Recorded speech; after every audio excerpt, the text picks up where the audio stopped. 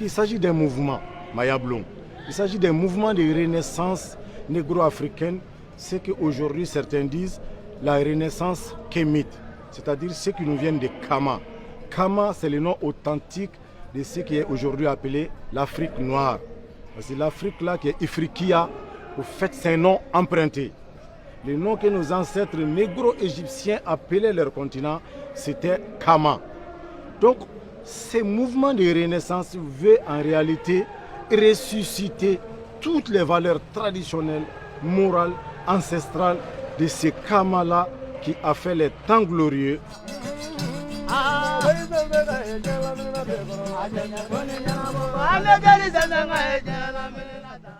Le mouvement Maya Blum en réalité représente la communauté kamite dans son ensemble.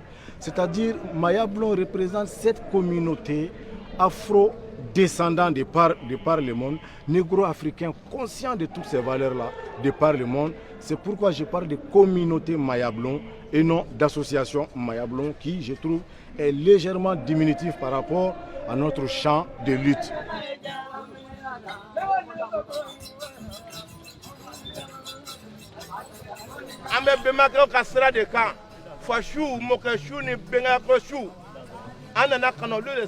Nous sommes aujourd'hui réunis autour de l'événement que nous appelons Djibon. Djibon, c'est Bamana, Dji comme l'eau, bon comme verser. Nous sommes là aujourd'hui pour verser une calebasse d'eau symbolique à nos ancêtres méritants. L'adjectif méritant réellement doit être retenu. C'est pour dire que aujourd'hui, ce que nous sommes en train de faire comme rituel, ce que nous sommes aujourd'hui en train de faire comme cérémonie sacrificielle, s'adresse seulement à nos ancêtres qui ont été méritants, qui ont le mérite aujourd'hui de notre hommage.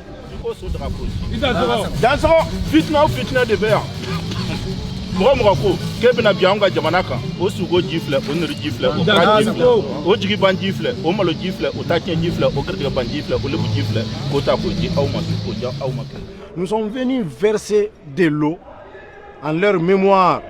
Pourquoi? Pour qu'ils puissent plaider pour nous de là où ils sont. Parce qu'il faut reconnaître qu'aujourd'hui, qu'on le veuille ou non, depuis que le monde est monde, tout est vibration.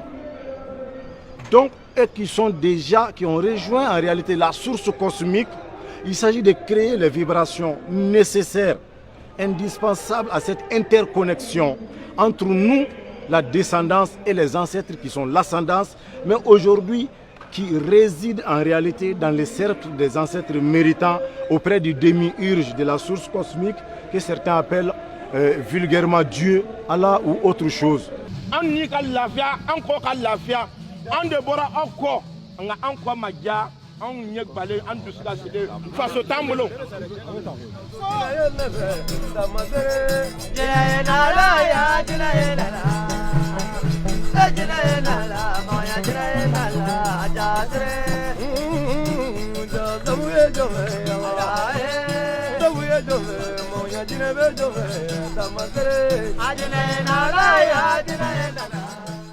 Le site n'a pas été choisi au hasard.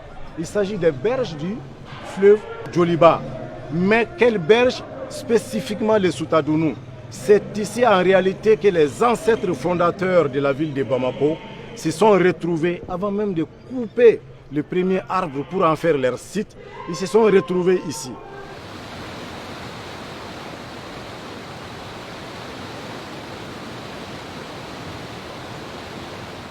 Ces ancêtres-là ont été ici, tout comme vous et moi. Ils étaient là, ils étaient assis là. À un moment donné, c'est sur cette terre-là qu'ils ont fait leur libation, qu'ils ont fait leurs rituels. Venir fouler cette terre avec nos pieds, venir verser la même eau avec les mêmes molécules de mémoire. C'est-à-dire sur ces mêmes sites, vous comprenez avec moi que c'est très facile de faire la reconnexion. Voilà la symbolique de l'eau. Parce que sur les 4 éléments, les plus fluides et les plus flexibles, ça c'est l'eau. C'est-à-dire entre la terre, l'eau, l'air et puis le feu, l'eau est l'élément fluide. c'est-à-dire apte à la retransmission. Voilà pourquoi nous avons choisi la symbolique de l'eau. Yan jinɛw ka sokala ye yan ka daminɛ yan kunna ka taa bila a kunna kɔrɔn n'a tilebi a farajugu ni kɔrɔnfɛ fara ni tilebifɛ farajugu fo i t'i da ma kasi foyi kelen na ko ala tɛ min dugawu minɛ i ye i y'a faamuya nka adamadenw tana tiɲɛna mɔgɔninfinw an ye kow tiɲɛ an ni ɲɔgɔn cɛ o de kɛra ko yɛrɛ fiɲɛjuguba de ye.